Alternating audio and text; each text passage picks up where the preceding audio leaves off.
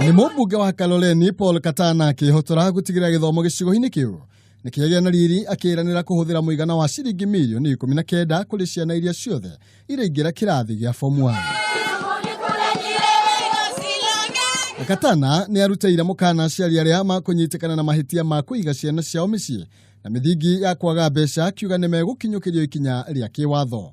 Mimi nimesema na madiwani wangu na viongozi wa Kilifi na Kaloleni, ni lazima watoto waende shule, na sitakubali kuona mtoto wa Kaloleni amerudi nyumbani eti kwa sababu hakuna school fees.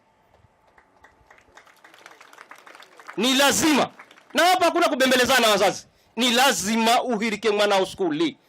No retie kamite ithura mihaka IEBC kugayania gicigo kiu kia ubunge maita meri, akiuga ni kinene muno na kina wĩingĩ wa andu kuria ningi arenda gatiba ya bũrũri gucenjio niguo kugie na giturwa kia prime minister niguo kunina githagathago gia kiuteti.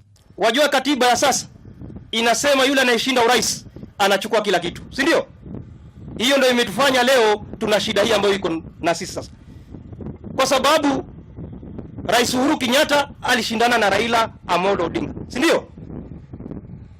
Sasa Uhuru amechukua serikali kulingana na katiba, lakini je, yule baba ama yule anayekuwa namba 2 ambaye ana madiwani, ambaye ana wajumbe, ambaye ana magavana, ambaye ana maseneta, anapata nini?